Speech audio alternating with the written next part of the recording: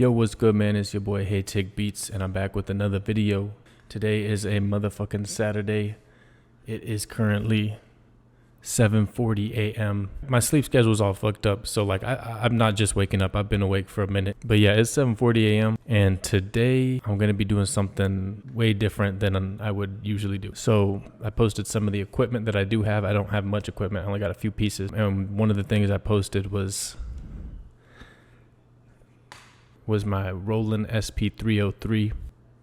Yeah, I bought this a couple years ago. Honestly, can't remember. Probably like 2-3 years ago now. Bought it on OfferUp. I think the reason I bought it was just because I wanted some hardware to play around with. Nothing too crazy. I just looked what was available. Saw that was posted up. I was like, okay, I'll take it. Like, I fuck with Roland. I fuck with the SPs. I think I wanted a 40. No, I think I wanted a 202 actually. But then I saw the 303. I was like, let's go.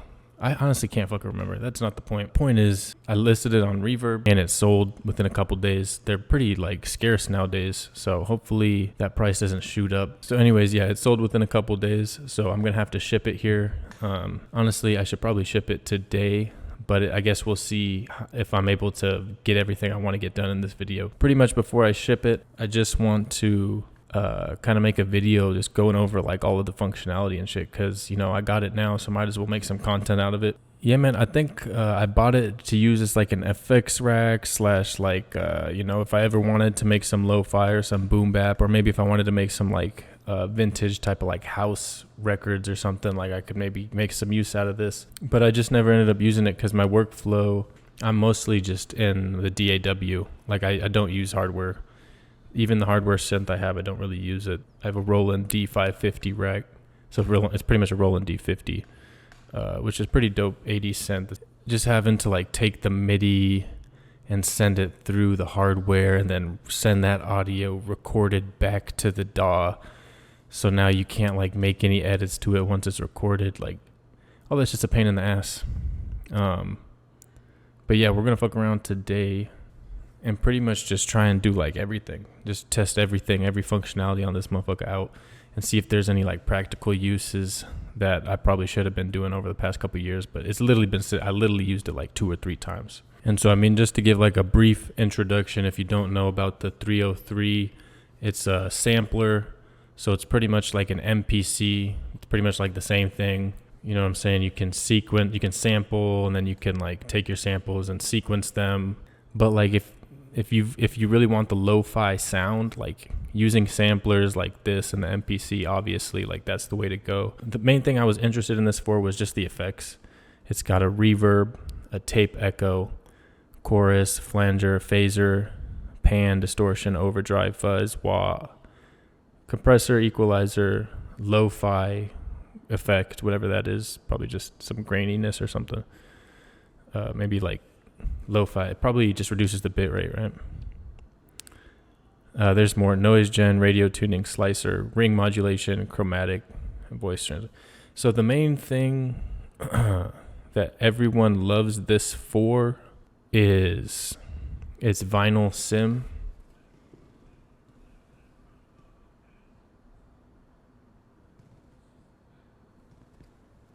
Which pretty much just like simulates the vinyl kind of sound. So you could pass it in like a purely digital like synth sound from like fucking Omnisphere or something, and then you could run it through the vinyl sim, and now it's gonna sound like it's got like vinyl characteristics, like cracks and pops and shit. It's definitely gonna do some of that in the video. That was like the whole reason I bought it, honestly, because I thought I would use that for like, I like to make like dance music, like house and shit too. So it really would be really dope for that. I definitely prefer everything in the DAW. I'm a software guy because it's just quicker. Hardware it's just the extra steps, man. Just like, not for me, bro. Not for me. At least not at this time. Not with what I'm trying to do currently. So yeah, man, we're going to try and get into each and every little detail of this motherfucker. It's going to be like a speed run of the SP-303. It's going to be like a motherfucking beginner's guide type shit, and I'm gonna try and do it within like 12 hours. So we'll see if that's actually feasible, right? Fucking don't remember anything. I literally don't even know anything. I don't know how to work any of this shit right now. So I'm gonna be learning all of this as I'm making this video. I mean, I learned it when I first got it, and I used it for a couple of days, but I completely forgot everything. But it's not too bad. It's not too hard or anything, so let's get to it. All right, so I got the owner's manual, the SP-303 Dr. Sample owner's manual pulled up here. Thank you and congratulations on your choice of the Boss SP-303 Dr. Sample. Chapter 1, how to play the samples. That's should be pretty simple, straightforward. Chapter 2, using the effects. Chapter 3, sampling. Changing the sampling settings. This looks like Chapter 5 will be sequencing, which should be pretty difficult. That should be probably the hardest part, I would think. Using the memory cards. Using with MIDI. All right, so that looks like that was all the sections. So let's get started. All right, so pretty much from this point, I'm going to turn the camera off and switch to a view of the SP. I'm gonna like read, try and figure out what the fuck to do, and then I'm going to show you section by section, pretty much. Let's get it.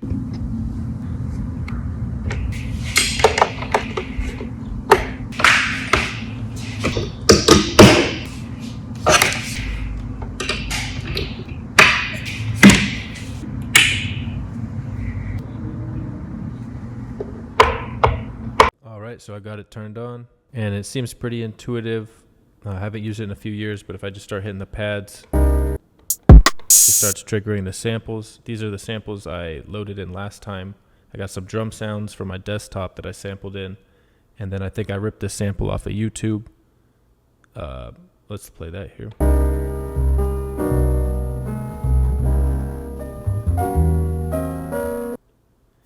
And then I got a kick, rim shot, hi-hat, and an open hat. And so real quick, before I do anything in depth, I was just messing around here real quick, just getting a little feel for it. And it's really dope, man. The vinyl sim, the thing that everybody's so hype about, it really does add a lot of bounce to the drums. So I'll just play a few drum patterns real quick without the vinyl sim, and then I'll turn the vinyl sim on and try and play the same ones.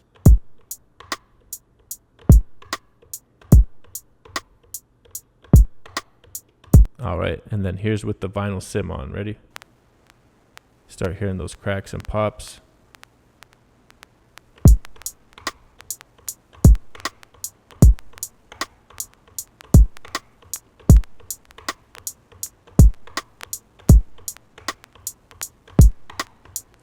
Man, I feel like that had just a lot more swing and bounce to it just with those cracks and pops. Let me play something maybe a little bit faster.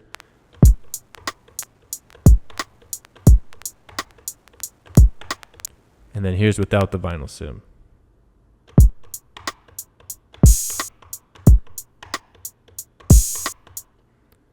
So yeah, man, that vinyl sim's really dope. Let me play something like kind of like a trap beat type of thing. See if I can. I'm not really a finger drummer, but.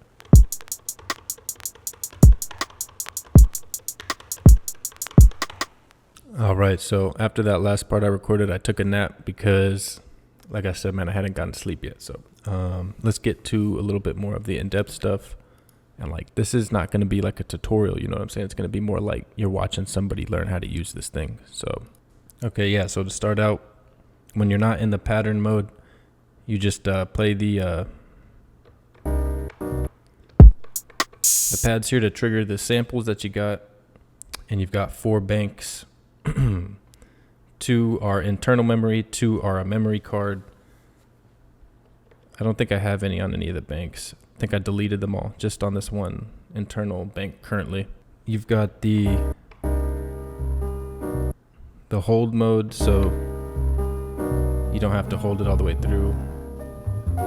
And then I've got the loop mode on so that it loops. But you could turn that off.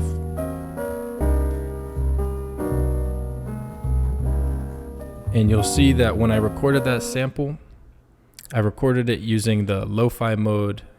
I recorded it in stereo, and so that's why those are blinking, because that's like baked in there. You can't change that once it's sampled. So pretty much you've got 6 effects right here: the filter, pitch, delay, 5 rather, filter, pitch, delay, vinyl sim, and isolator. So if I just take this rim shot and then I turn delay on, it goes to that. But you'll notice you can only have one effect on your sample. You can only have one effect per sample. So if I go over to like the kick, notice the delay isn't on there, but I could, you know, put on the final sim. It's on the kick now. Actually, I'm confused. I thought the delay would have stayed. Okay, so you can only have one effect on at any given time, to be clear. You see, like as I change it, it goes off the other one. So to get around that, you have to bake. You have to bake the effect in. In other words, you have to resample it. That's the term. And so let's resample something here. Let's say I like that. Like I wanna have that delay come in at only certain times or whatever, right? Then I could resample it here. So what I'll do is, I believe, if I'm remembering correct, hit resample, hit this, put your delay on.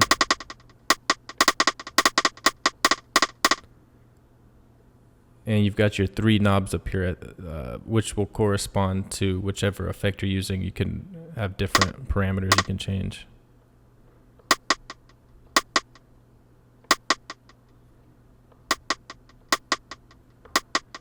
Okay, and then to record that here, I think I literally hit record, and then I'll hit that. I'll hit this. And then you press record to stop, and there it is. It's resampled. So now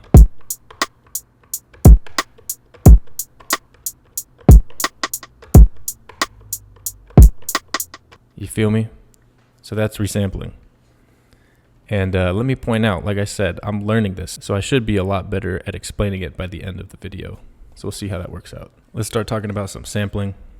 I just messed around with it for a bit here, and I sampled in a drum loop, this drum loop here.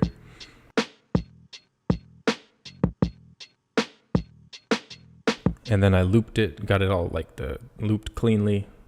And then I pitched it to match this sample that I had earlier. Anyways, this is what it ended up sounding like. This is the final result here.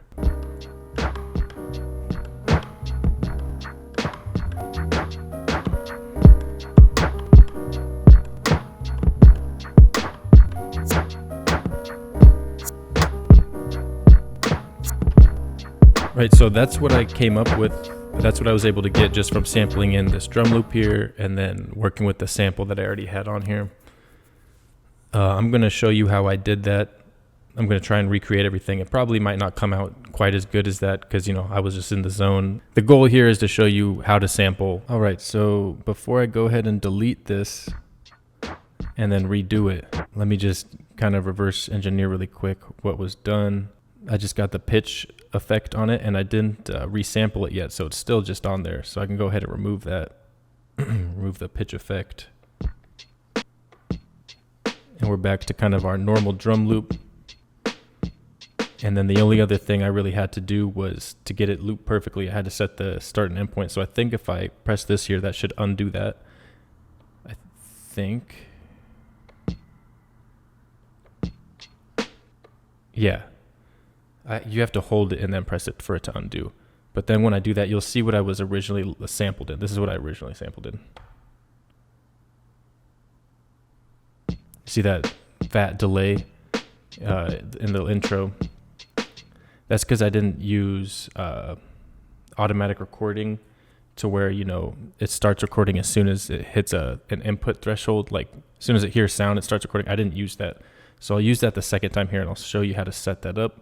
I just wanted to kind of show the reverse process real quick before I go ahead and delete this one and then resample it again. And then to delete, it's very simple, and I probably won't be deleting too much on camera because it takes a while, but just hit delete, hit what you want to delete, and then hit it again. Now it goes through the whole process, and each pad will flash, but that's just how it works. It's not deleting each one, it's only deleting the one you clicked. All right, looks like it's finished, and now if I press it, see, nothing is coming up because the sample's gone, but all the other samples are still here. And so yeah, let's go ahead and resample that same drum loop back in and then redo that process. Just so I can show you how to sample, pretty much is the goal here. It's pretty tricky because I have to like keep changing the inputs and outputs. You know, right now I'm going from the SP to FL Studio, but if I want to show you how to sample, I have to go from FL Studio to the SP. So it gets really tricky. Let's see how this works out. Okay, so this part is very tricky to record because I have the output from FL Studio, or essentially my audio interface, going into the mic input here of the SP-303, so I can't talk into my regular microphone simultaneously, or else the mic output will come into here as well. The goal here is just to show you how to sample, hopefully. I've got this drum loop here, the one I was showing you earlier. All right, it is 160 BPM, and then we're still on bank A, and I deleted the sample on pad 1. So now it's free.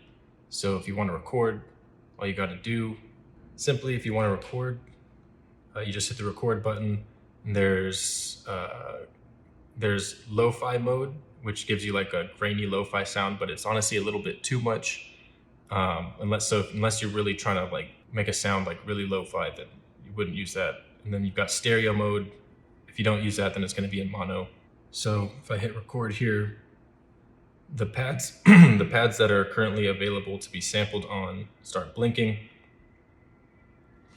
Let me go ahead and play the thing from FL Studio. Let me turn this volume down just in case. Okay. And then you'll see while that's playing, you'll have the peak meter here, and that lets you know when it's kind of crossing the threshold. So you really just want that to be flashing intermittently. You don't want it to be like way above. That means you're clipping. So I'll show you what I mean here. So this is too quiet. That's probably just about right. That's too loud because it's just constant. But you know, use your judgment. It's drums, so you can clip them and they sound good, right? It's gonna be fine. But so it's armed, it's ready to go. Let's see, let me set my level a little better here. We're gonna go with that level. I know the sample is at 160 BPM, and I'm trying to do this all on the fly here and trying to remember to show you everything. So you would hit BPM here, and I think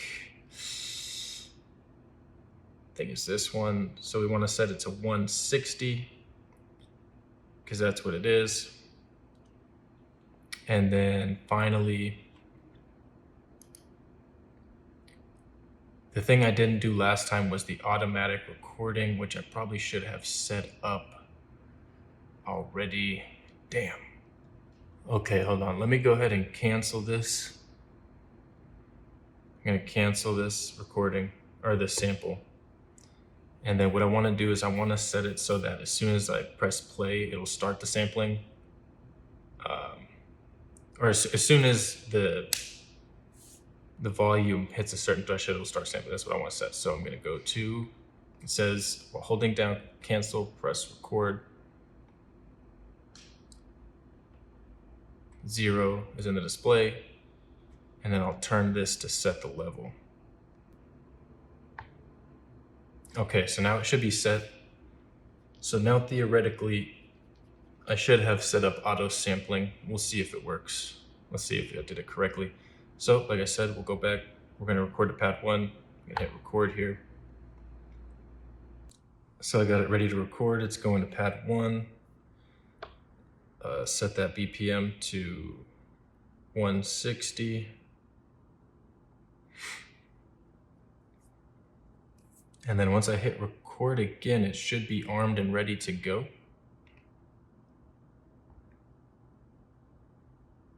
Is that correct? I'm missing a step here. Oh, I think I have to press pad 1. There we go. Now, once you press that, then it starts blinking. And then I'll hit record again. Now it says it's ready. And I've got auto set up, so it should start as soon as I hit play here in FL Studio. Ready? It did it. It worked, the auto ship.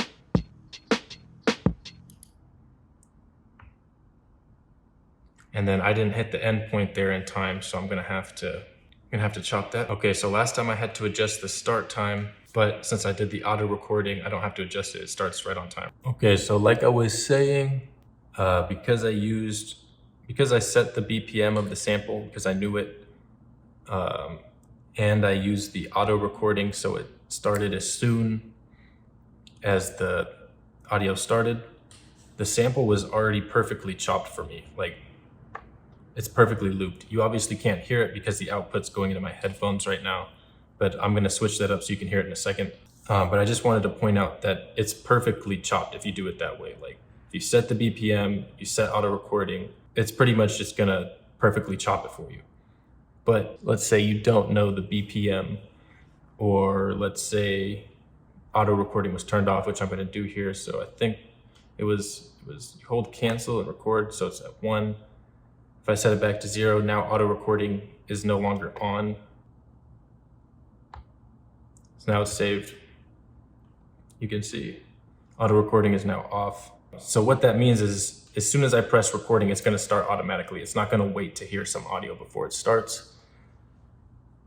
So let's go ahead and record in that way. So that way I'll have to adjust the start time, and then I'll leave it so I have to adjust the end time as well. So first thing I have to do is I have to delete the one I just saved. That's gonna take a while. We saw that. It takes a minute to delete.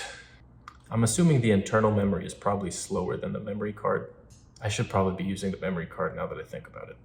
Anyways, pad 1 is now free. Let's go ahead and re-record this to where it's not perfectly looped automatically.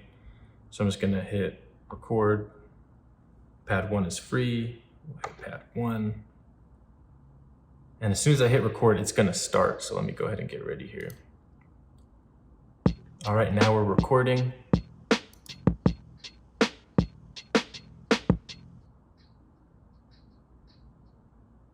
And then I'll go ahead and stop. All right, so now that we got a messed up loop, I'm gonna go ahead and go back to the normal audio so you'll be able to hear me on the mic again. You'll be able to hear the output. All right, so we're back on the mic, so you got better audio quality again. We've got the output headed into the DAW, so you're gonna be able to hear. And so yeah, where we left off was I recorded that sample on purpose without the BPM set and without the auto recording enabled.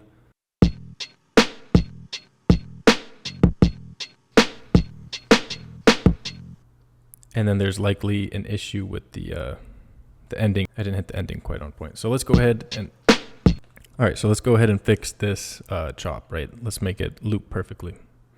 So pretty much what you want to do is you want to set the start and end times. And when it's really bad like this, you'll first want to get a rough kind of cut, and then you want to fine tune it. So to do the rough cut, you use right here the start end point button, and you'll literally just mark it with timing. So let me get a quick timing here. Let me just make sure we're recording. Yep.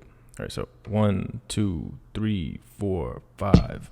So about on 5, I need to hit mark, and then I'll need to get it on the end point too. Ready? So here we go. Ready? 1, 2, 3, 4, 5.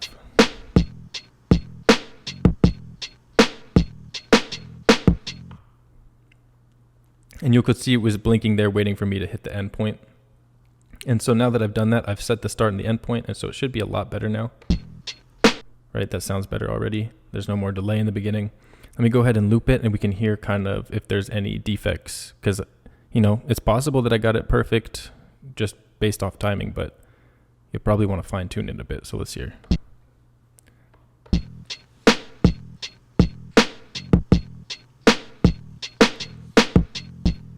It's pretty close, but you could hear it sounds like maybe the beginning is cut a little bit, so I need to push that back, and then it sounds like maybe it's ending a little too quickly. We'll see. But so to get the fine tuning here, I've already did the main kind of adjustments. To get the fine tuning, I will hit this. So it's the selected pad, and you hit start end level. And you've got your start time and your end time on these little knobs here. Now when it's at 0, that essentially does nothing. It'll just leave it where it's at. So if I hit loop and play it,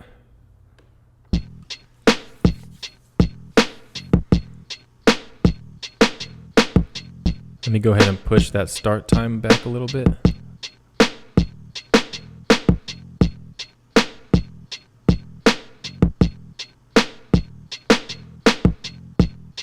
So essentially what I did is I pushed the start time a little bit forward so it's not getting cut off, and then I pushed the end time a little bit back because I think it was cutting a little too early. Sounds pretty good.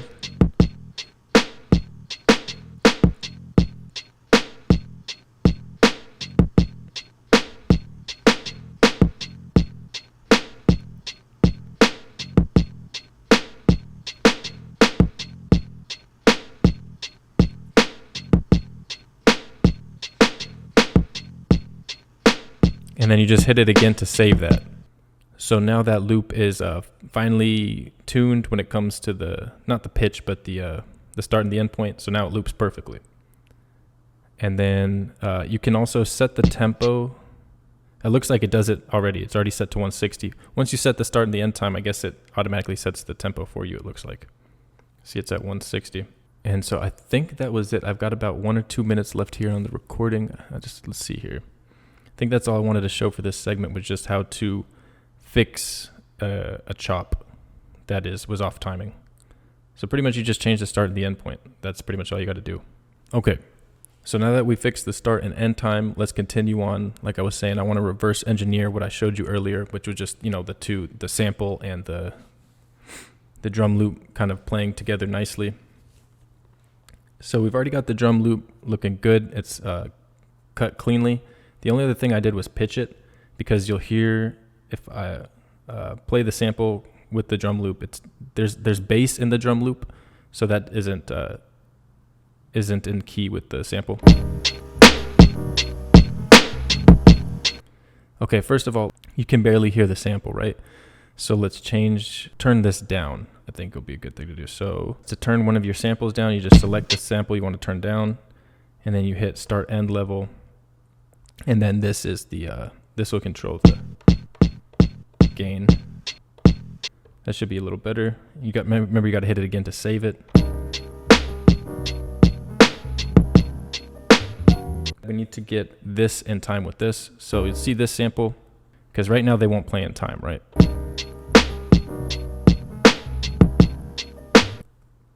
They're not quite in time, and they're also not in pitch. So we know this one's in 160, the drum loop, right? So let's go ahead and match this. It says it's an 85. Very simple. Just hit BPM, and then I believe it is knob 1. We'll go ahead and match it to 80. You hit that. Now it's in 80 BPM. So now it's in time.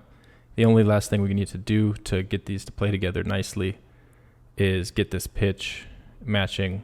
I'm gonna go ahead and loop this, I think, actually. So here's my drum loop. I'll just hit the pitch effect, and then there's 3 different knobs here, but this one is for the actual pitch itself. So let me go ahead and play this on loop.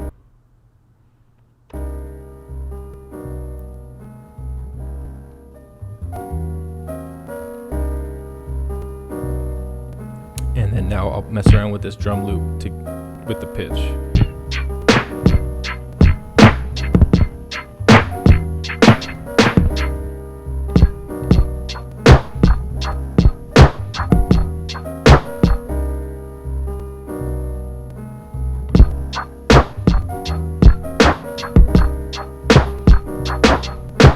And I'm not sure if that was actually perfectly matched to the key. I just think it sounds better than what was playing earlier. All right, so I am back. So we just talked about how to sample and like some of the sampling features. So let's go ahead and move on to the pattern sequencer and those features. So essentially a pattern is just going to be made up of a bunch of the samples. And then that's how you make a beat pretty much. Taking those samples, you can make a drum pattern, you can make a melody. You can combine those, put them into patterns, and then have different sections for a beat. So let's see here. Where we left off, on bank A, I've got that drum loop. I've got the sample.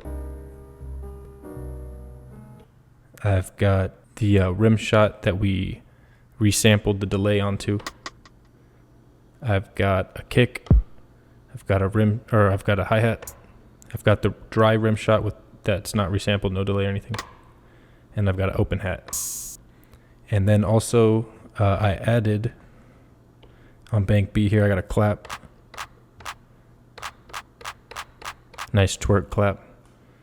And then nice little crash. And then I got something special here, which I'm going to save as a surprise. Right there, something special.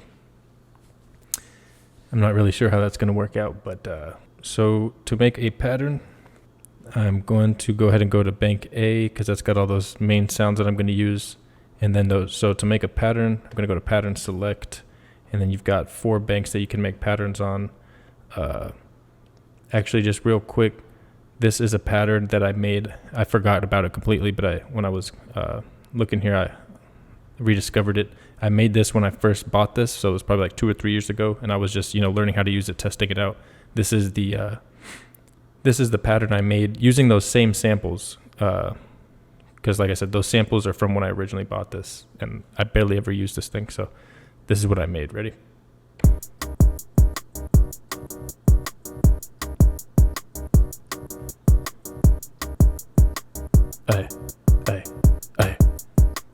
Some Mario Kart shit. And then you press cancel to stop. But yeah, so that's a completely different vibe than what I'm going for now with the lo-fi hip hop thing. But yeah, that was some Mario Kart shit. So that is on bank C here. Bank D is where I was practicing earlier, learning how to do this again before I'm recording this video. And so I'm going to delete everything off bank D. I'm going to delete all these. And all right, so apparently when you're deleting patterns, you can only delete them one at a time, or you can delete the entire memory. So you can delete like the entire internal patterns or the entire memory card patterns, but you can't delete the entire patterns of just like bank D. It would be just bank B, D and C together. So I just went through and deleted the first 4, and then I'll show you how I did that. It's very simple. You just hit delete. Hold on. Make sure you're in pattern select, right? And then you hit delete, and then I'm in bank D. The only pattern I have left is flashing, so I'll hit that one and hit delete. Now finally, let's make a beat, or at least attempt to here. Essentially what I mean by make a beat, let's start making our patterns. Make sure you got pattern select. This is the bank I want to record to. I'll hit record. Now you'll hear the metronome is ticking, and so to control the volume of the metronome, you hit start and end level, and then you use the drive here. So I'll turn it pretty quiet. I don't really need it too loud. And then you hit it to save it. You can set the time and BPM of the recording. Probably wouldn't be a bad idea. It's already at 160, so we're good. I'm just going to stick with 160 for now, but I could change things up, honestly.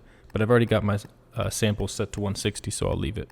And then length, I'm going to set it to 4 bars here. And then quantize,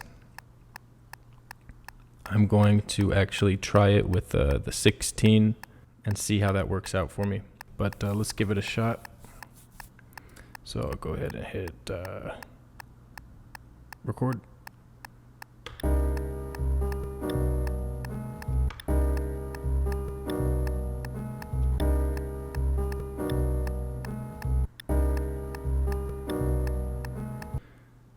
It's close, but it's a little choppy, but I could rock with it for now, honestly, because I'm trying to be quick in this video, so I guess everything can't be too perfect. But yeah, so if you saw how to do that there, I set the length, I set the quantize. Like if you go to pattern here and I hit record, you can see the BPM is it's at 160, which is the same as what the sample was at. So yeah, now we've got, if we go to pattern select D, we've got our first sample here. Let's just go ahead and play it, or our first pattern rather. And that'll just keep playing until you hit cancel. Okay, let's get our second pattern here. Pattern select D. It's going to be on number 2. We need to hit record. I'm going to go to 2. Length, I want 4 bars again. I'm probably going to do 4 bars every time. Quantize, I'm going to go with 16 again because I'm going to do the same thing. So let's go. Should be all set. Hit record.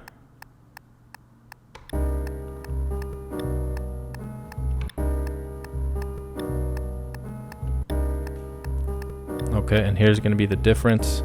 So you can keep it going. And so now I want the quantize to hit on quarter notes. So I'm going to change that. good. And then I just hit that so I can see the start time. Here we go, ready?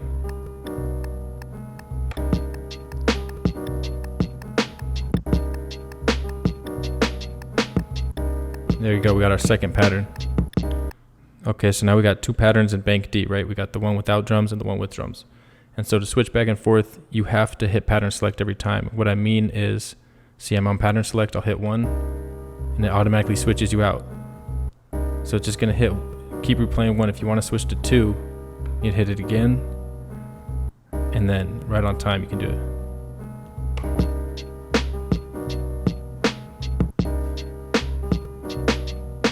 Okay, now let's move on to pattern 3.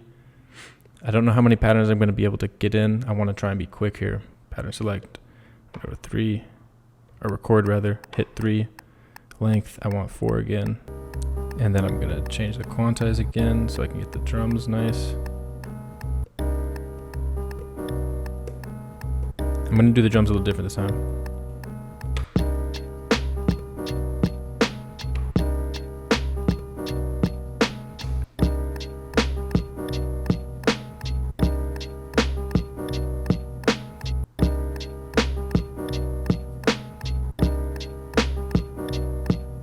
Okay, let me go ahead and stop that. Essentially now you can see we've got the third pattern here on bank D. I can go ahead and play it. And this will be a perfect example because I accidentally recorded the sample the same way I did the other two. I didn't mean to do that. And you can actually delete, like on your pattern, you can delete, like say if you put a hi-hat and you're like, I don't want the hi-hat anymore, you could take it out. Or in my case, I want to take the sample out real quick. So pretty much what you do, you have to pattern select, then you hit record, then you hit the one you want to edit, then you hit delete. Or no, you hit the one you want to edit, then you hit record. Now that it's going, you hit delete. And now it says erase, and then you just hit the pattern you want to delete. So in my case, I want to delete the sample. So that's this one, ready? And it's gone. But you have to hold it the whole time so that it deletes everything. Now it's all gone, so now I can redo it. Let me go ahead and change that. And this is what I wanted to do.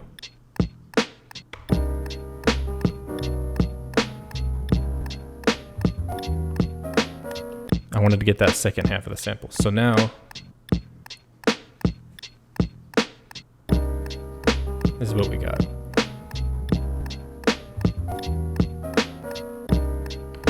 We were on pattern bank D. We just recorded 3 patterns. Let's go ahead and do a fourth. For now, for the fourth, I want to add like the kick, the crash. I'm going to go ahead and you go to pattern select, record. I want to go on pattern 4.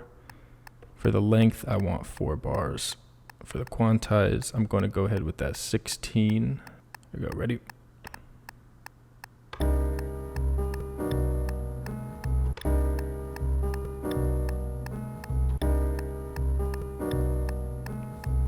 Okay.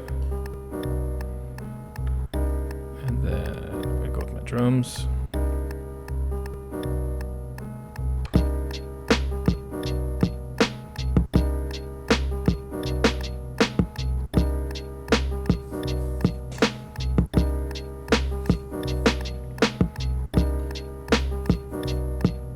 And then I'm gonna add a kick this time.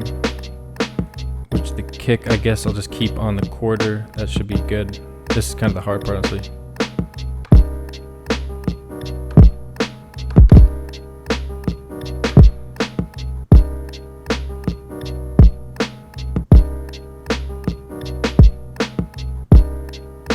And then now I can even switch banks while it's going here. So I'm going to switch to bank B so I got access to that clap. Hey.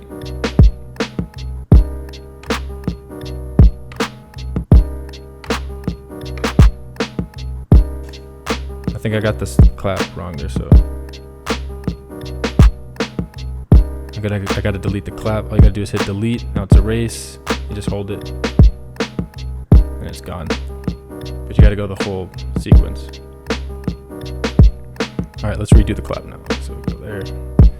I think what I need to do is change the quantize from quarter to like, maybe it's 8, but it might be 16. We'll figure it out, I guess.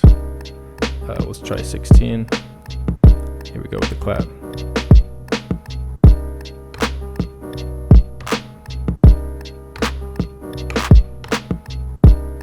So I think it's we're good. It recorded everything there. Should be on pattern 4 now. So for the clap though, I want to go to bank B, and then let me make sure pattern selects off. We're still recording. Everything's good. So I got my clap. I want to turn it up a bit, and it'll still reflect in the pattern here, which is awesome. How do I turn it up? Yeah, you go here. Da da da.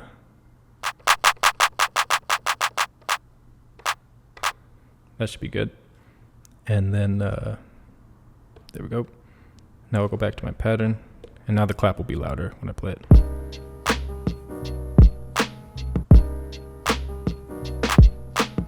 So we've got 4 patterns, and I'm not done with pattern 4. Let's go back to it. So pattern 4, I still want to keep going, so I'm gonna go ahead and hit record pattern 4, and I want to add a crash. So let me go ahead and hit record, and it's in bank B, the crash. So just this one here.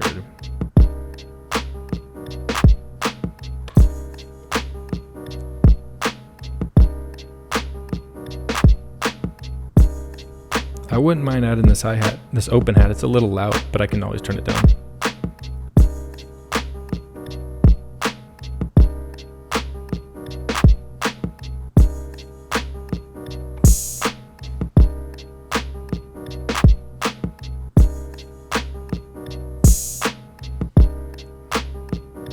Okay, so let me go ahead and do exactly that. I'm going to turn that open hat down now. And that'll probably be the end of pattern 4 as far as I know. Get out of pattern select, go to the bank B, got my, oh wait, no, bank A, got my open hat, too loud. That's better. And then I'm going to go ahead and save that, and I want to go back to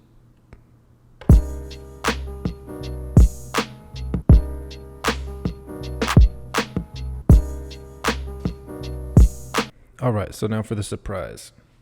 So actually the surprise initially was Playboi Carti vocals, but as I was recording this part here, it was sounding like shit, and I couldn't get it to match the beat. I was using the vocals from Ketamine, which like his flow, like he'll say like a bar, and he'll wait like 16 bars before he fucking says the next one. So there was just no flow. So I needed something with a little rhythm and bounce to it, something basic and simple at the same time as far as pitch goes. You know, I don't need like some crazy auto-tune. So I grabbed some Nas vocals. Let's go ahead and play them.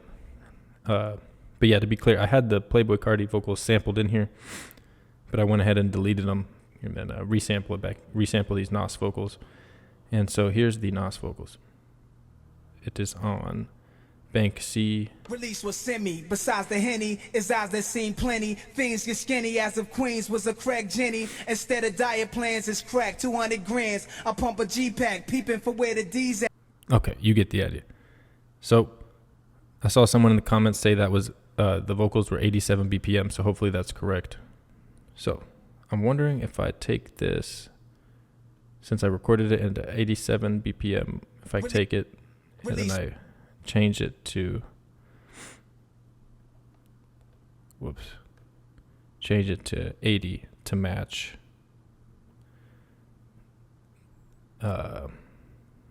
the other samples.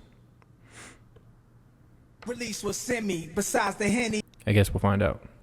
Yeah, let's just go ahead and see if I can get those vocals to even fit over one of the patterns. So I'll go back to our pattern bank D that we got them on. I'll just play the third one. Turn this volume up here a bit. Okay, and then vocals are here, so I'm gonna hit on the next one. Ready? Let's see what happens. Release was semi. Besides the Henny, his eyes that seen plenty. Things get skinny as if Queens was a crack Jenny. Instead of diet plans, it's crack 200 grams. I pump a G-Pack, peeping for where the D's at. So that sounded fucking fantastic, actually. The only thing was it was way too loud. There was a hell of pops and shit. I'm not 100% sure where the pops are coming from. for the most part, that got it right on time, right on tempo. So what I wanted to do. Release was semi. Besides the Henny, is eyes that. Oh, that's the wrong thing. Release was semi. Besides the Henny, is eyes that seen plenty. Things get skinny as if Queens was a Craig Jenny. Okay, just turn it down a bit. Honestly, I'm not sure what all those cracks and pops are from. The next thing I want to do is just I want to add a couple more patterns real quick. So we got 4. I just want to add a few more. So let's see. For the 5th one, I want to just do this here. I'll show you. Go to record.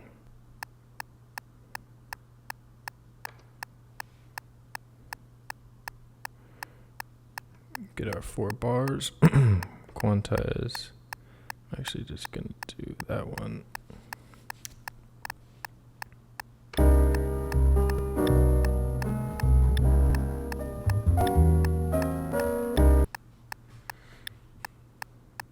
Okay, so I just wanted the plain melody there, just to have that as an option. All right, and so for the very last pattern, I'm gonna put some sauce on it. I wanna take the drum loop and resample it.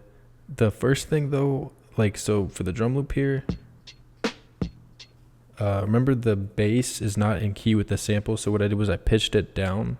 Instead of doing that, I think I'm just gonna use the EQ to cut the bass out. So that's this one. So I need to go to the FX, and the EQ is number 13. Okay, and then so you've got the lows, the mids, and the highs. I'm just gonna mess with the lows.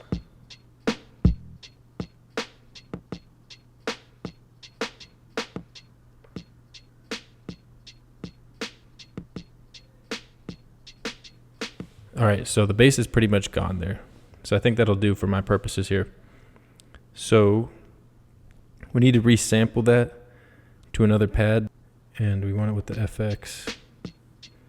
So we resample, record, we want it here. And then hit that again, come back to here. And I actually want no, I don't want the lo-fi mode right now. Okay, so I gotta get the record this time better at the end. So here we go, 1, 2, 3.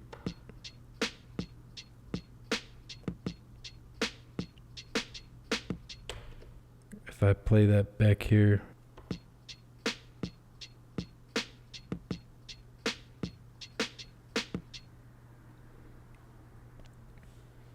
so I actually want to resample that back into the original one. So Godspeed, man, if I mess this whole thing up here, because I messed the drum loop up. Let's go. Let's try it. So I hit. That's the one I want to resample, right? So resample.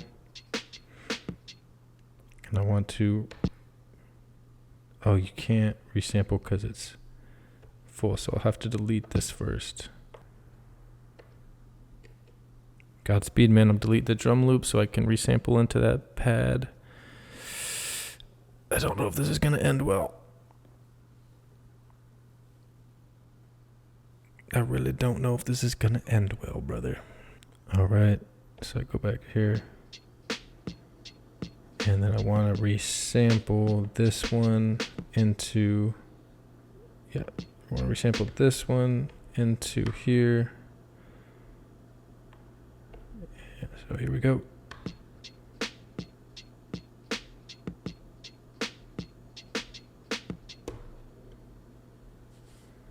All right, so now that's what we got. Let me put it in loop mode so I could get the.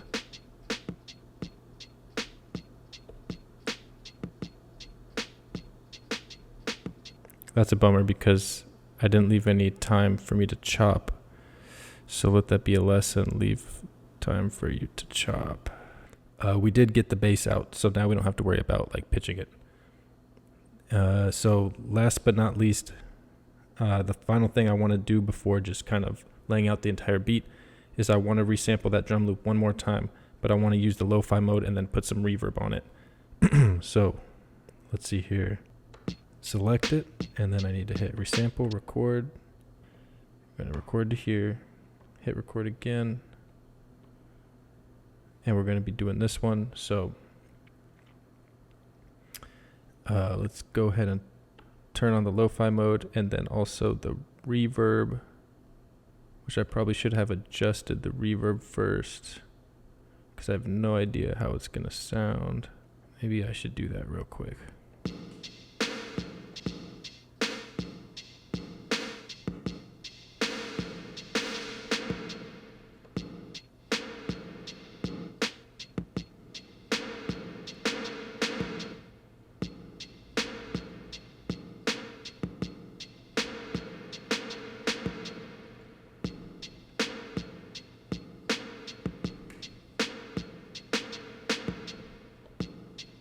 That'll do, I suppose.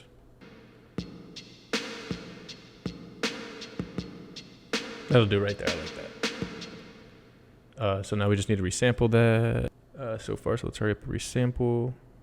And we already selected it, so we'll just hit resample, record. We want to put it right here in the third one. And then when you hit record again, come back to where we're going. And here we go. 1, 2, 3.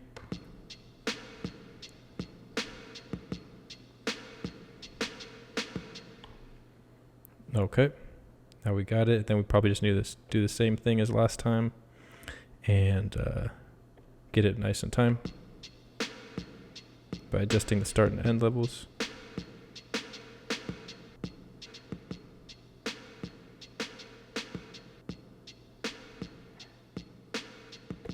Seems good enough for now. Oh yeah, it's pretty good actually. Okay. Let me go ahead and put that in our final pattern. So we go back to our pattern bank here. We've already got our 5. Now we just go to our 6. Ooh, that metronome is loud as shit.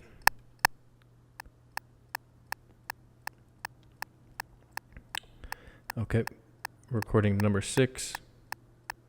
We're gonna record. Got the tempo already set.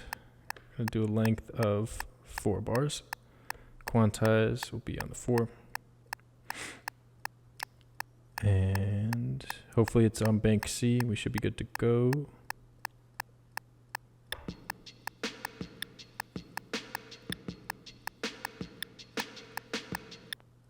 Let's see if it recorded correctly because I was late there on the timing.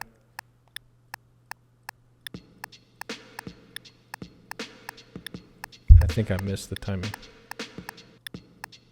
Oh no, it sounds good, I think. Now we've got 6 patterns, and in this final segment of the pattern sequencing, I will lay out the beat. All right, and so for the last section of the pattern sequencing segment, I'm just gonna put the beat together, and by putting the beat together, I mean I'm gonna take all these patterns that we created, all 6, and I'm gonna play them live to a output that will be recording them, because that's how you would do it. If you wanted to, like, upload this song, you'd have to play it live. As far as I know, you have to play it live and record it out to something. There's no like sequencing the patterns so that they play by themselves and you have like a song playing or something. So let's get to it. Hopefully I get a good playthrough on the song. Yeah, I got my pattern selected. I think we're all good to go, man. This will be the last segment. Let's do it. 1, 2, 3.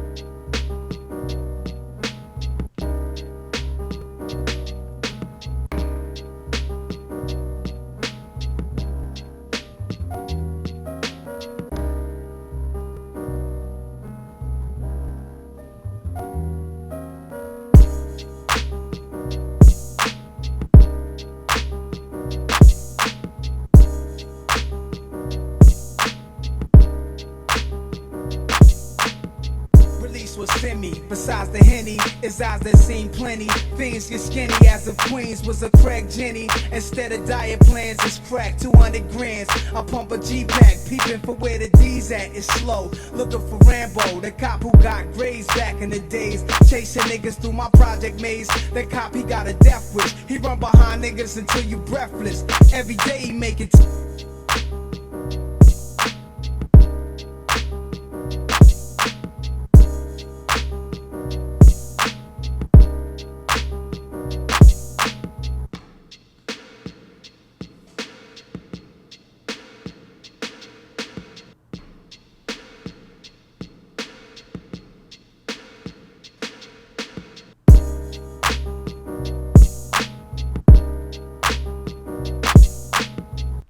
All right, so for this next part, I'm going to be showing how to do the live FX. Like, this is actually pretty dope. I'm like regretting not doing this over the years that I've had this thing. I just figured out how to do it in FL Studio. I think last time I couldn't figure it out and I kind of gave up. But essentially you can use this thing as like a live FX box for, like, you know, if you've got like a melody or some drums or whatever, anything in your DAW, you can send that audio to the SP-303. Like literally while it's playing live, you can like mess with the FX and you can record that into your DAW and come up with some crazy shit. And the FX are actually really fucking fire. I'm actually very surprised. Like, they're very usable. Like, they would fit very well with like the shit that I'm doing. So I'm kind of pissed off that I haven't been using it. So anyways, let me show you how to do it here in FL Studio. I got this pulled up, right? Okay, so essentially, like, you know, you just have, if you're in FL Studio, you just have some audio here, right? And then in the mixer here, in track 1, this is where I've got my SP-303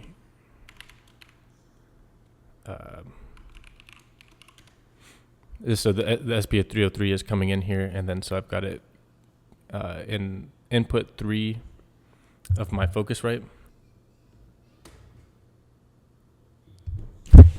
Oh my Christ, dude. Holy shit, that was close.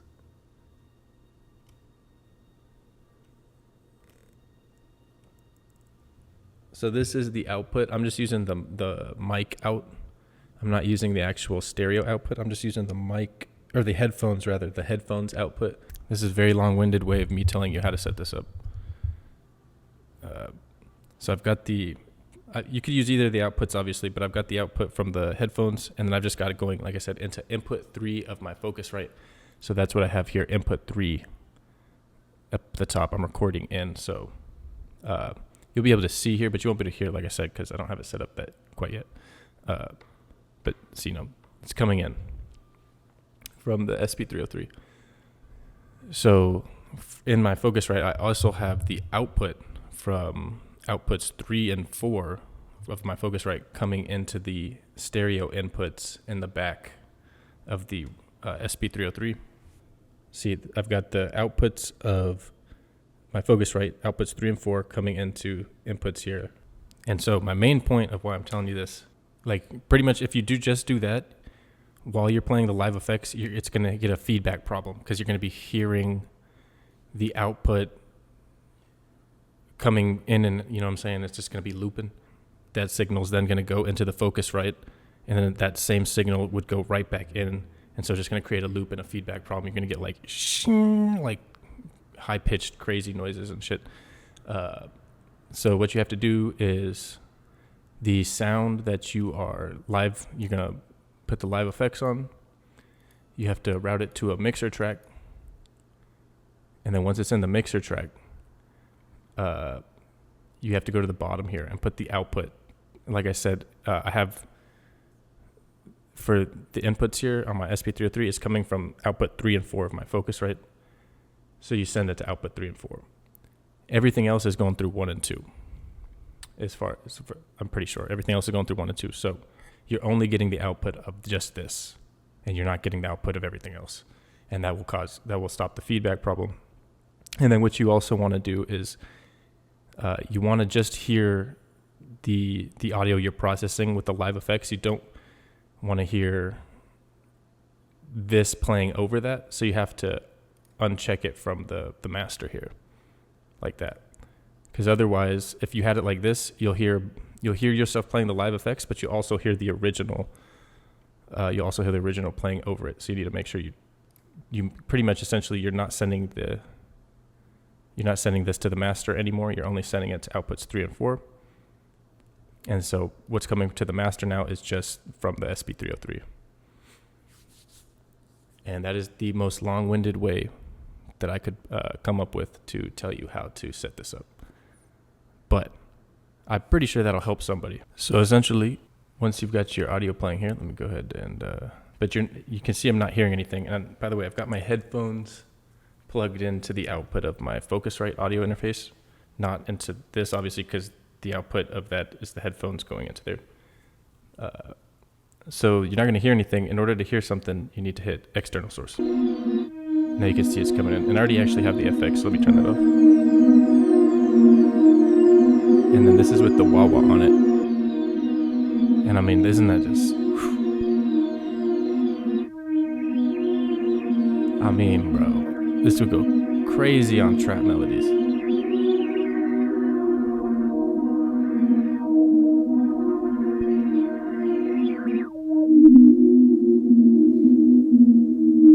You know what I'm saying? All right, so yeah, let's test out some more effects. And this was the wah-wah we were just messing around with. Let's see what else.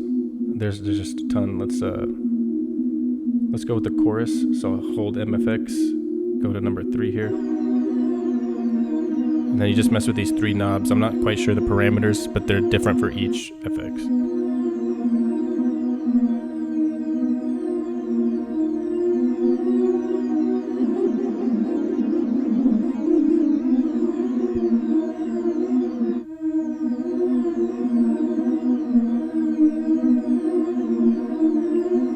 I mean, it's just so intuitive to just feel it. Like, I don't know what the fuck I'm doing, but I just came up with a nice ass chorus, like detuned sound.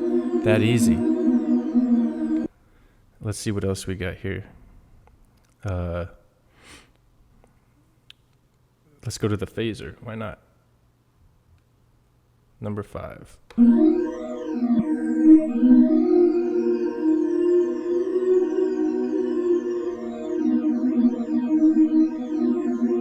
Just insane, bro. I'm so pissed off I haven't been using this.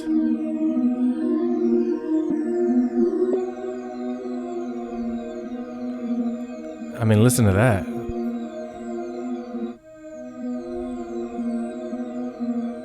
Let's see if there's anything that can really mess it up. I'm sure there is, but I'm not quite sure which one to use. Oh, dude, I was using the this one here, the isolator. It sounded pretty nice. Let's use that. You just click isolator.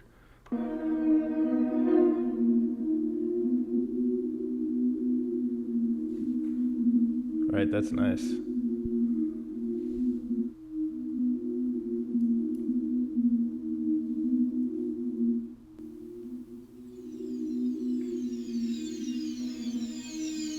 Bruh.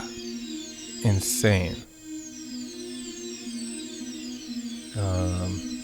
The pitch definitely.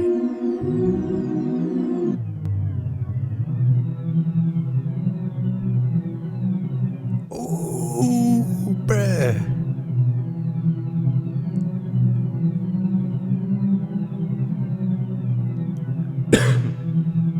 Just insane.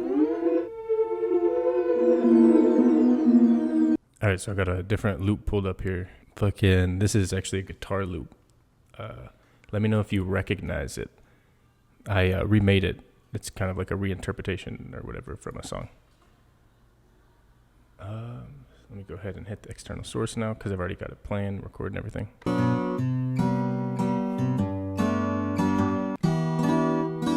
Let's go ahead and mess with the...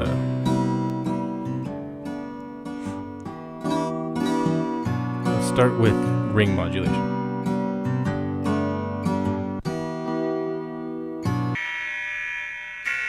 That's crazy.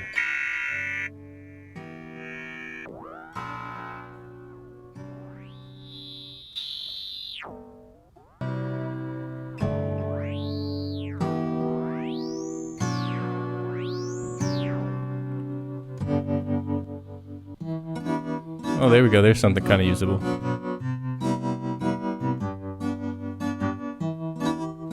That's the ring modulation. Pretty fun to mess around with. Let's try the voice trans. So whatever that stands for.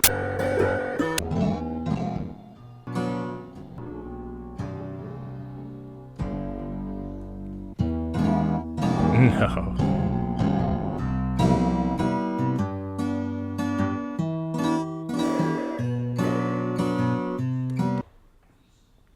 Okay, so far the voice trans thing, that is a little hard for me to figure out if that's usable for music. Let me plug that back in real quick.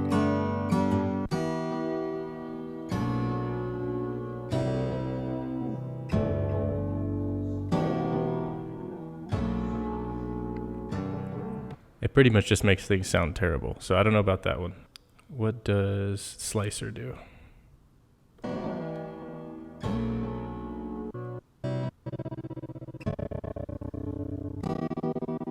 That makes sense.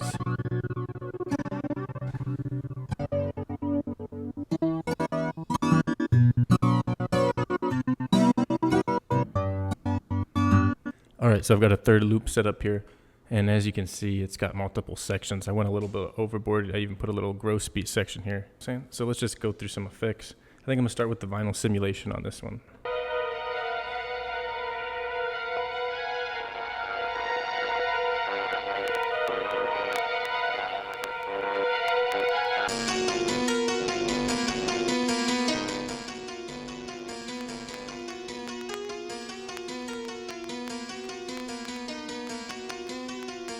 Well, that sounds tight, whatever I did there. That sounds really dope. So you just gotta know what you're doing. I have no idea what I'm tweaking right now. Oh, that's the flutter.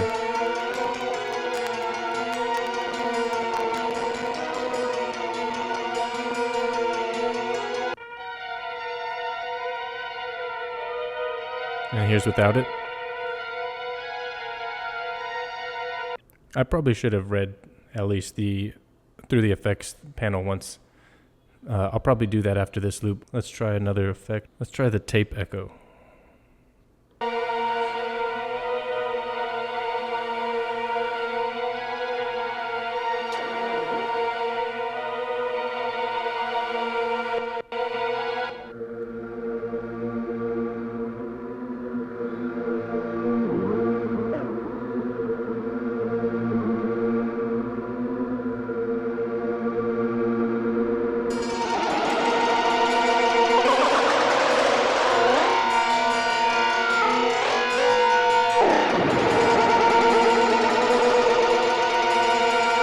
That sounds insane.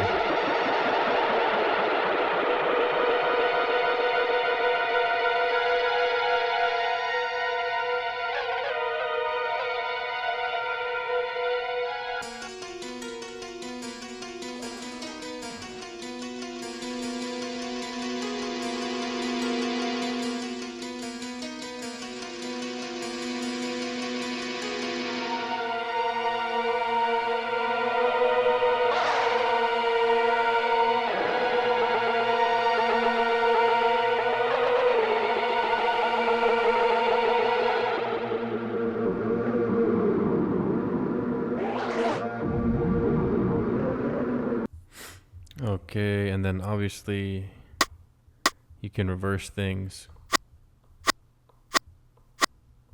I don't think I said that earlier, but that's, very easy, reverse button. I'm not quite sure if I specifically covered this, but so you have gate, which is you have to hold it to play it. As soon as you let go, it stops. And then you have trigger, which is then you trigger it. And it'll play one time through. So that's the difference between gate and trigger mode. We've got truncate. So truncate was, I guess a good example would be this one here, right? Let's go to bank B. It's this one. Or wait, no, bank C. Right? I had to set the start and end point for this one. You can see the mark. When you see that mark lit up, that means that the start and end point has been set. So pretty much, you know what I mean? Like there's a sample and then we've kind of shrunk it down by setting the start and end point. Chopped it. And so if you want to get rid of that extra space on the sides, you can truncate it. It'll delete it. And that saves memory because there's only so much memory in this thing. You can only have like so many seconds of samples. And so, for instance, if I want to truncate this one, since you can already see it's got the mark thing. For instance, you can see this drum loop doesn't have a start and end point set. But this one does. So to truncate it, to cut those extra ends off, what you do is you hit it. So now it's selected.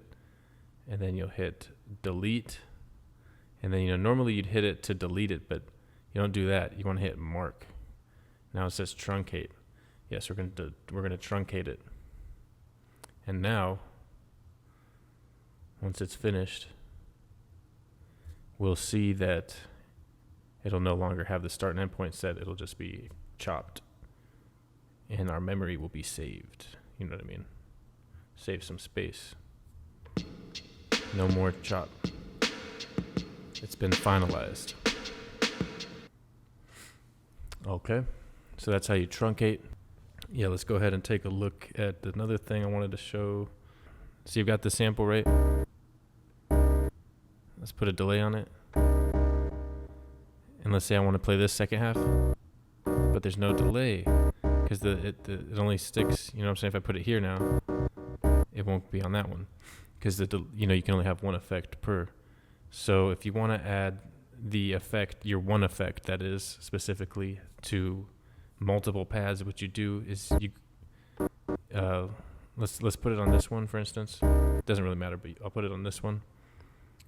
So we've got a delay on 2, right? So it's, and then to put it on 3, all you got to do is just hold remain and then press 3.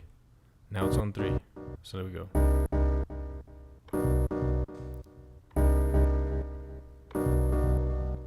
Alright, and then there's one other kind of functionality you can do. Instead of just putting it on multiple, you can put it on every pad, like all 4 banks. You can put it on all 32 pads. And to do that, I believe, or wait, first let me show you how to take it off, right? Because you got it on both. So if you want to take the delay off, what you do is you just hold remain. You just hold 2 and hit the delay twice. And then now it's off of the 3. And then if you want it off completely, you just turn it off completely. Which I'm going to leave it like that. And then, so now to show you how to put every effect, let's go ahead and do vinyl sim. So to put an effect on every pad, all you do simply is hold remain and then hit your effect that you want to do. So now we've got vinyl sim on all 32 pads. See, it's on every single one. Now let's do this song again. I should have had vinyl sim on the first time. Ready? Here we go. 1, 2, 3.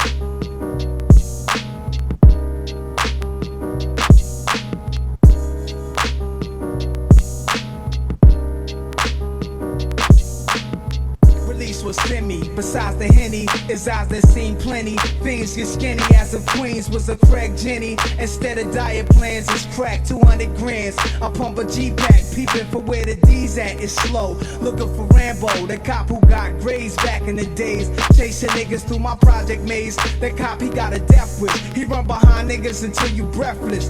Every day he make it. Alright, so I'm making this part to whoever it may concern. Hopefully it finds the right person if they're having an issue.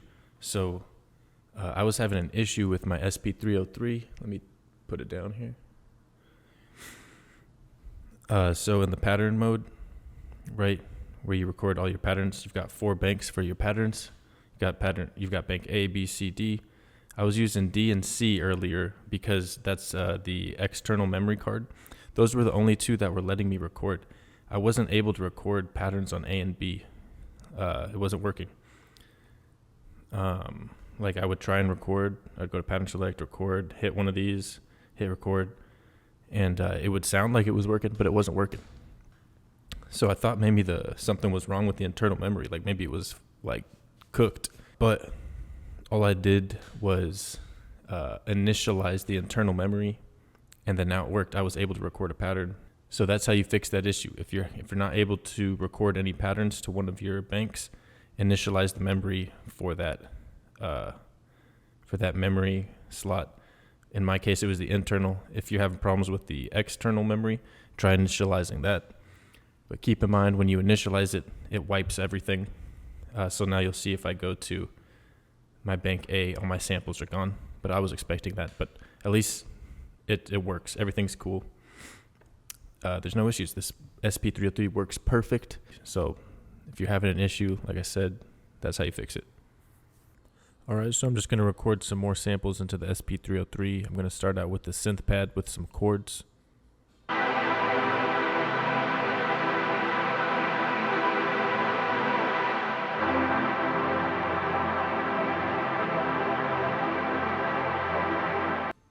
And then I just took the same synth pad and then made a little melody out of it. And I'm doing a voiceover right now because I can't have the mic input going in while I'm doing samples. And you'll actually see right here the internal memory gets full, so I had to end up re-recording this one. Right here, full. So I had to re-record it on the external memory. Now we got the piano.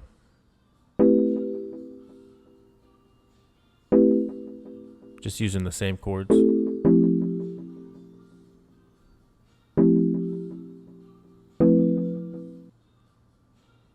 And then next we got the 808, and it's 16 bars because it changes up a little bit on the second half, just at the very end. I'm setting the BPM here just because make sure it was on point.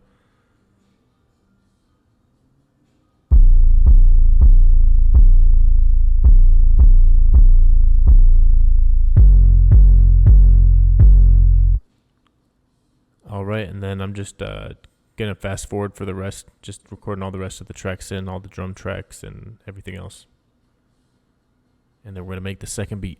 All right, so as you just saw, I just sampled in a bunch of new sounds to make a second beat with this thing. So yeah, let's get to it. So real quick, make sure I'm in pattern there. Pattern big A, record. I'm gonna do this one. BPM is 160. We want 164.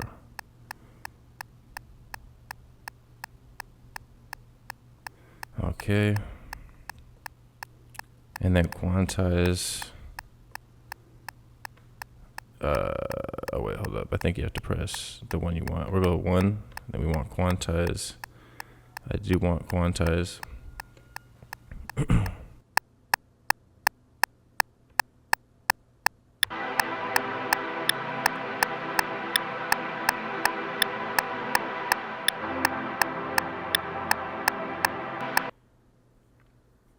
Let's see if I finally got pattern A1 right.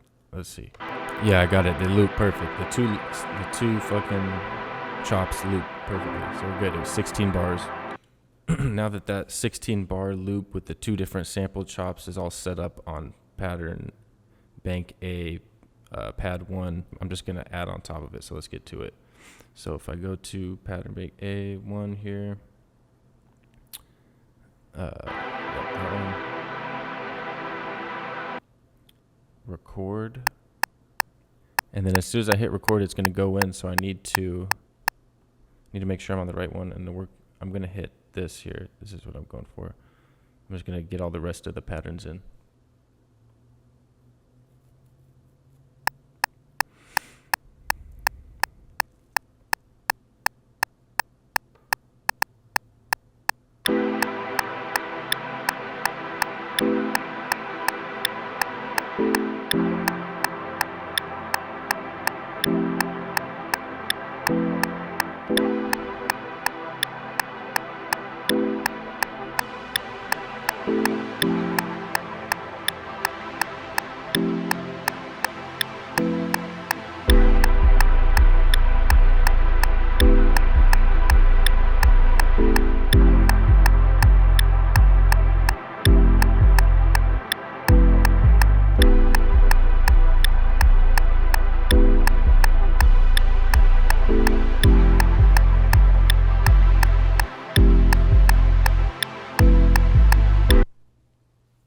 Okay, so that actually went pretty well. I need to remember what the other patterns are before I record them. So that one will be fine on the one. So that'll be fine on the one. That will not. What is this? This will be fine on the one. And what is this? This will be fine on the one as well. Record to this one. Ready? 1, 2, 3, 4.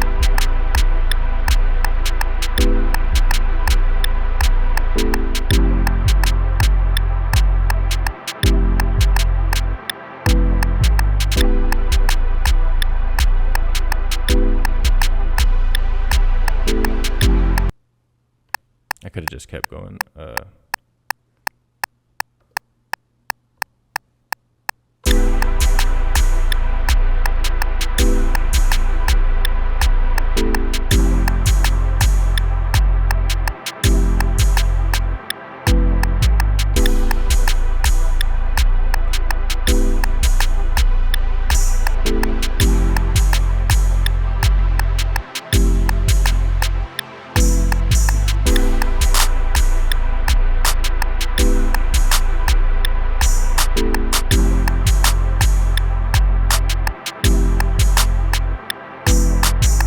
So let me play this pattern real quick and see if it loops good or whatever. It's going to be 16 bars, so it takes a bit.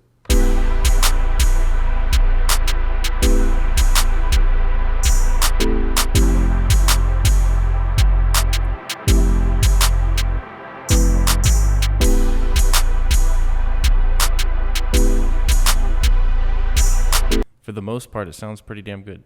And the melody I want is on this, or I'm sorry, the chants are right here, so let's do those first. Pattern, record. This one, and here we go. Ready?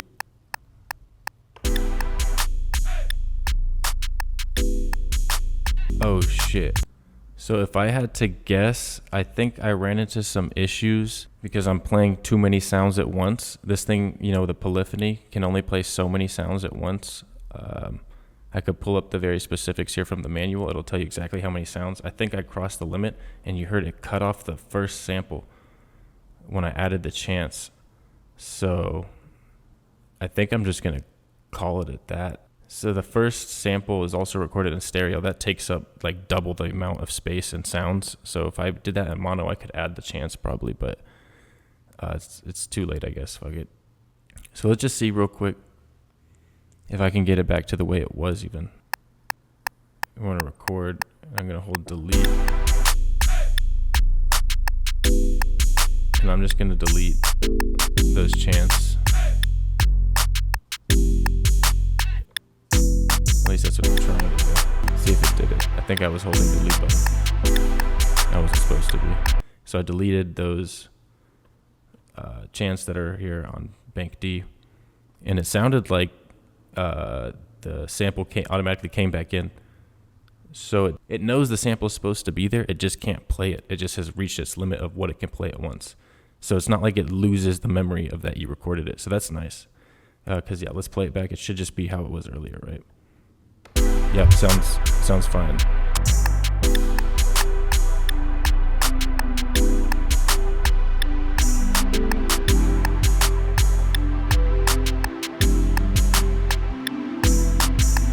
Okay, and then one last thing real quick on the tail end of this video. I'm just going to mess with the vinyl sim a little bit while that pattern's playing. You hold remain, and then now it's on all the pads. Ready? Here's the vinyl sim.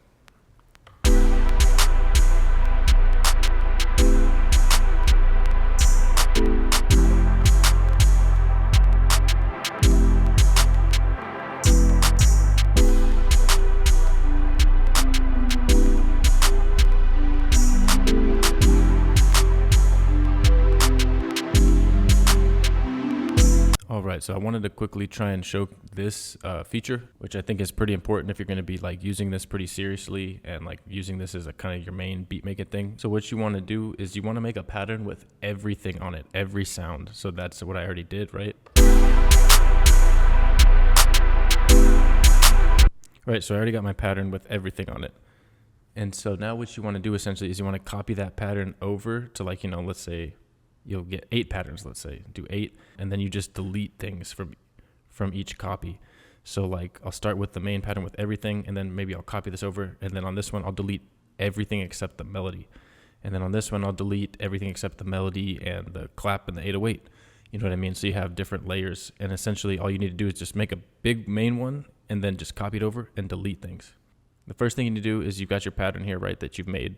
You want to save it to backup. So to save it to backup, you hit pattern select, then you'll hold cancel, and then to save to backup, you can only save from A and B to C and D, because C and D is obviously the external. You can only save to external, backup to external. So what you have to do is you hold cancel, and you'll hit bank C and D. And then, see, I've already backed it up to pad 1, so it's already taken. But essentially, you'll hit whatever pad you want to back it up to. You've got 7 choices. I could do 2, but I've already backed it up, so I'm not going to do it. But what you would do is you would hit, let's say, 1, and then you would hit record, and it would do it. But I'm just going to cancel because I've already got it backed up. Okay, so once you have it backed up, then what you want to do is move this pattern over to bank C, which I already did. As you can see, it's already there, but I'll move another copy just for the sake of the video. So to move it, you'll hit pattern select, which I already did, but I'll do it again, right? Pattern select, then you'll hit delete. You'll hold delete and record, and then you'll select the pattern you want to move, which is this one, right? And then you select your destination. I want to move it to C2, and you'll hit record. It's doing it. Ready? Once those 3 dots stop, you know it's successful. Looks like everything worked good. So now if I go to pattern select, I go to C, you can see now on 2, I've got that pattern moved over. Now what this of course means is it's no longer on bank A anymore. I moved it from bank A to bank C, but that's how you do it, right? So now I've got 2 copies on bank C. And so to get it back to bank A, all you do is you just load it from backup. To load it from backup, you will pattern select, hit cancel or hold cancel, and then you hit bank A and B, whichever one you want to load it to. And then I saved it to the backup memory of slot 1, so that's what I'm going to hit. And then I think you hit record. So now it's doing it.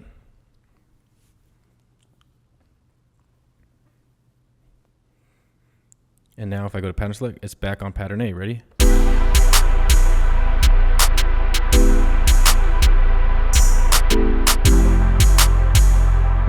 So now you've got a copy on A, and then the copy right here that I just made, right? But to be fair, I made another copy earlier before I started this video, right? So now I've got 3 copies of that pattern. Ready? Here, I'll play this one. I got 3 copies of that pattern. Like I said, now you just want to start deleting. So you know, bank A is going to be where you're loading your backup into memory, so you can keep copying it over. So essentially, what that means is only bank C and D is going to be where you're going to be able to copy to. I'm using bank C in this case. And so if I just go to bank C, just to prove my point, let's delete some stuff. Let's select this one. Let's see, what do I want to delete? Let's take out the snare, right? Let me just remember which sample that was. I think it's number 5 here. Yeah. So I'm going to delete that in bank C pattern 1. I'm going to delete the snare. Ready?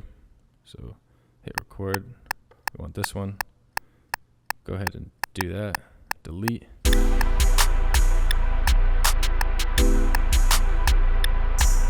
Just hold it down. It'll have to, you know, come around on the next one. Just make sure you hold it down through the whole 16 bars. There it goes. It's gone.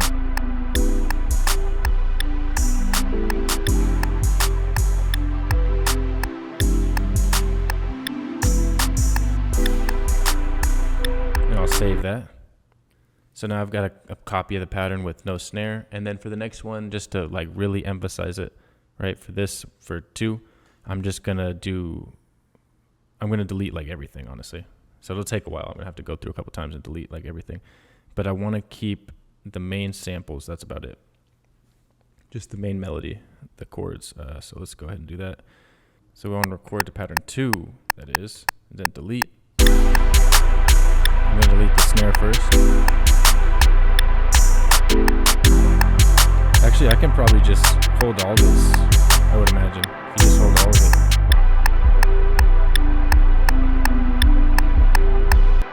There it goes. If I go to my patterns, right, we've now got different patterns very easily. You could copy this along. You could have 7 different patterns very quickly, right? So if I just start here, let's pretend this is how it goes, right?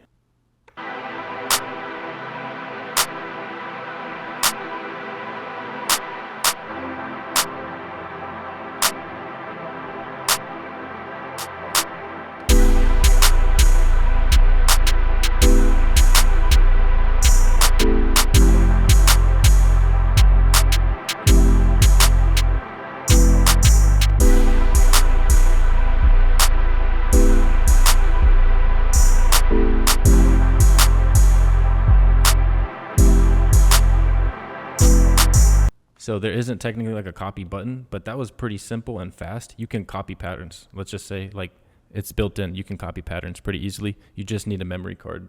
So that's a very good workflow, honestly. That makes this thing a lot more quick and easy to use. All right, so I went ahead and recorded some live effects onto a couple of loops, actually 10 loops. And I'm going to show you some of the before and afters here, just to show you kind of what I did, at least with the live effects from the SP-303. So for the first one here, this is what I started with before processing.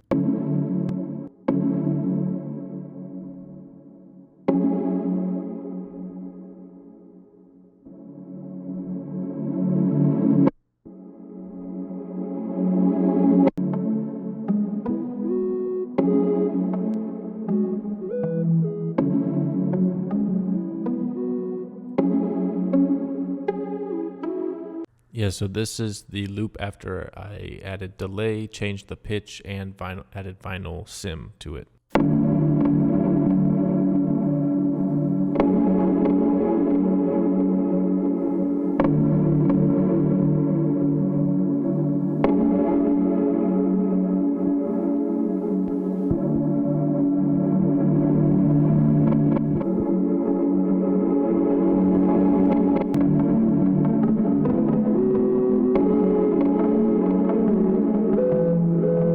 Yeah, so it made it a lot more full sounding, and it sounds almost like it's coming out of like an analog synth or something like that.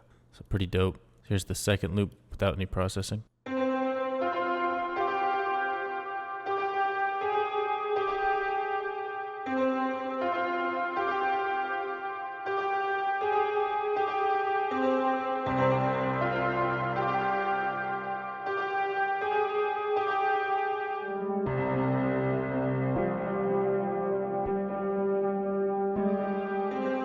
And then it looks like I added vinyl sim first, then I added isolator, then I changed the pitch, then I changed the pitch again, and then I changed the pitch a third time. What I did was I changed the pitch once, and I just kept the settings and reapplied them 3 times because it just kept sounding good. Like each time I did it, just kept sounding better and better.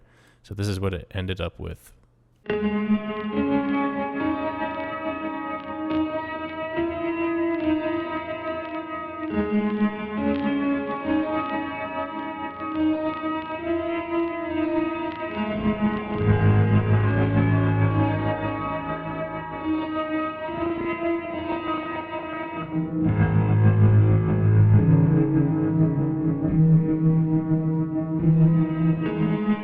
So yeah, that one definitely became very lo-fi sounding. It sounds like that's coming out of like a record player or some shit. Here is the third loop.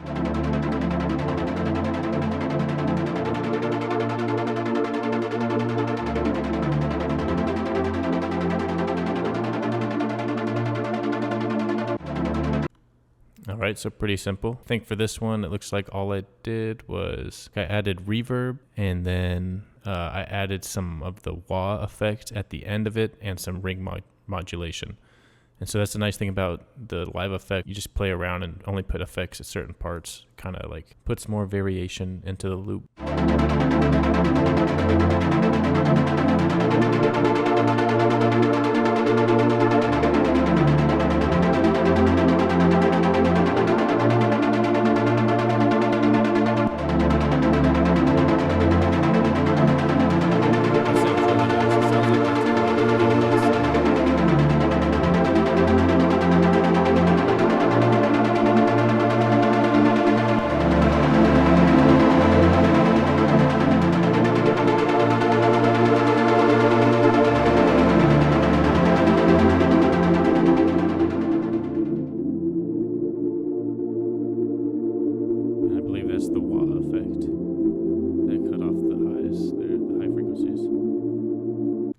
But you could also hear like right here, the ring modulation kind of gets, it's like almost like a rising effect. And here it starts to tear a little bit. That's when I turned it down. It was a little too much, honestly, but I just left it.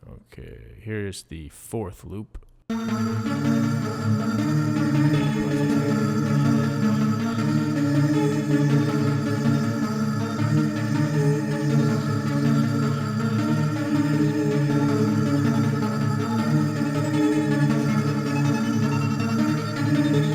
And so here's the fourth loop with processing. It looks like I added the lo-fi effect and some EQ. So that's it.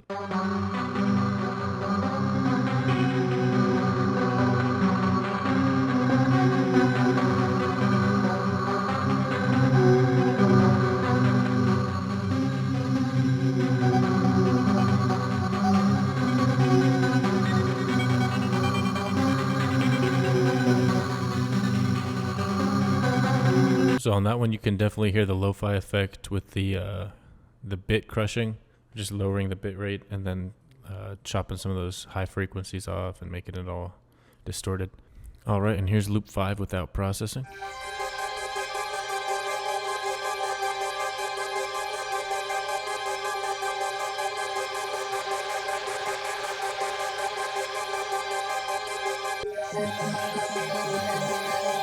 It's got 3 sections, it looks like.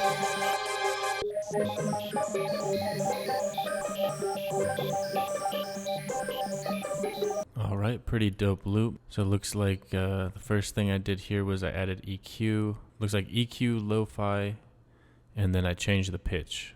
So let's hear what I ended up with on this one.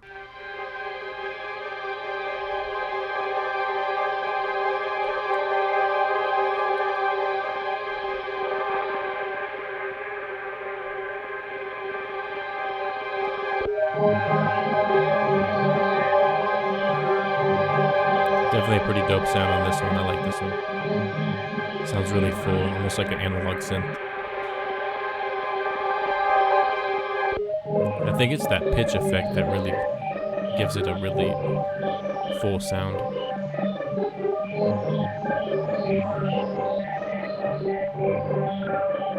Here's loop 6.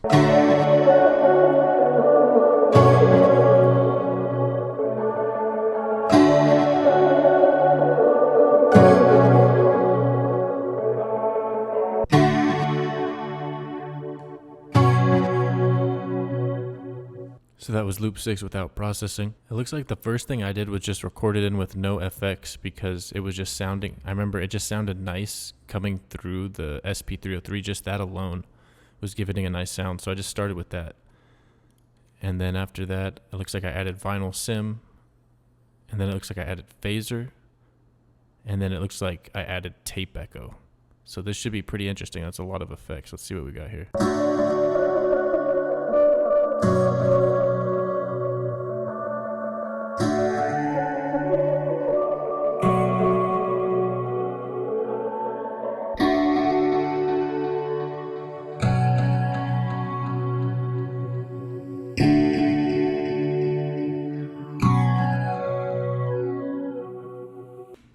That was pretty nice. I like that a lot. Definitely gave it a nice sound. So yeah, man. I feel like the SP-303 is a pretty solid effects box for live effects and stuff. Here's loop 7 without processing.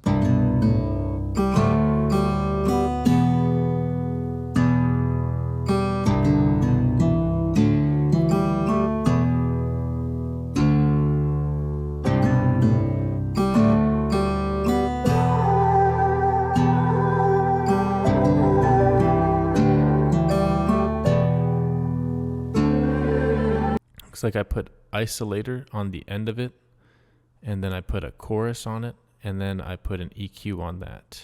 And so this is what I ended up with for loop 7. Let's hear.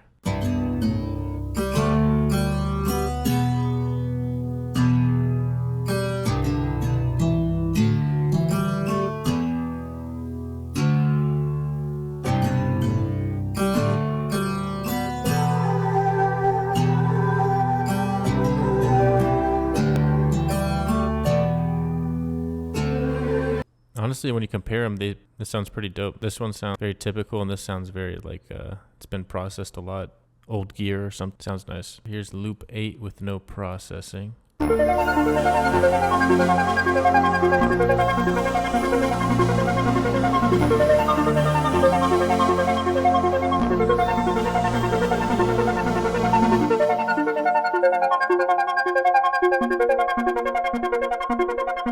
So it looks like I added vinyl sim, and that's it. I think for this one I just decided that it was dope enough. I just added some vinyl sim and called it a day. Let's see what this sounds like.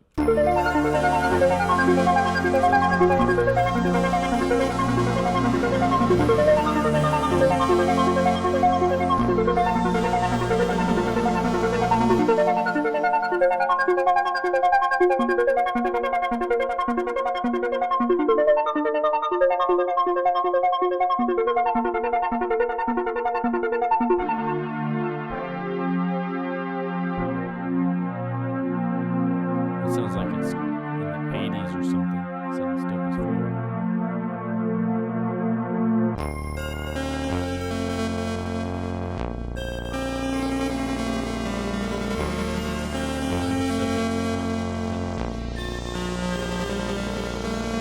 All right, here's loop 9 with no processing.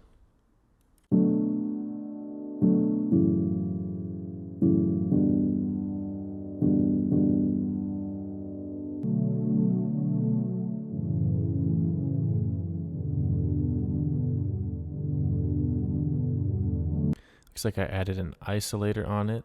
Then I added a pitch change, and then I added the same pitch change again. Because like I said, doubling that pitch change sound onto it just makes it sound better. It sounds really nice. So let's hear what we got.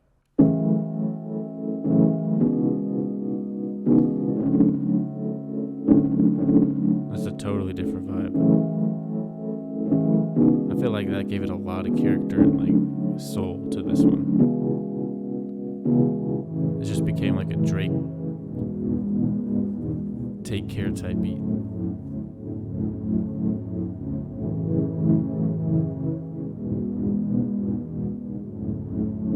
That wobbly effect I think comes from the pitch effect. It's just like an artifact that happens when you... And here's the final loop number 10 with no processing.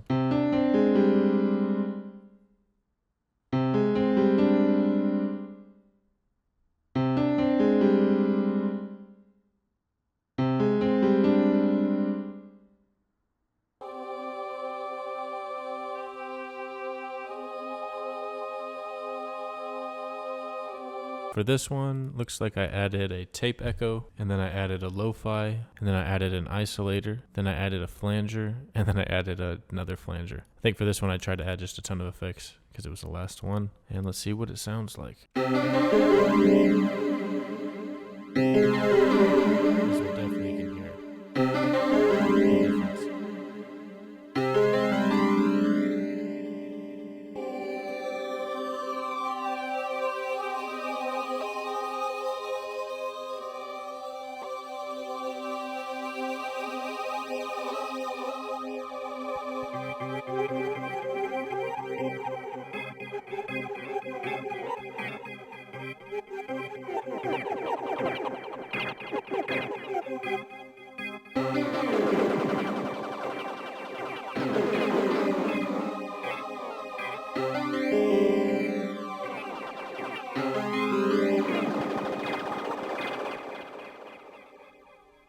So yep, those are the live effects that I recorded for these 10 loops.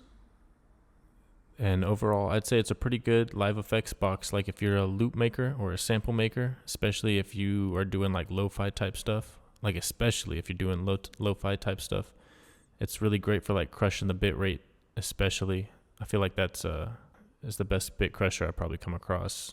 And just, yeah, it's got a lot of other effects that can like really give you like a analog type of sound.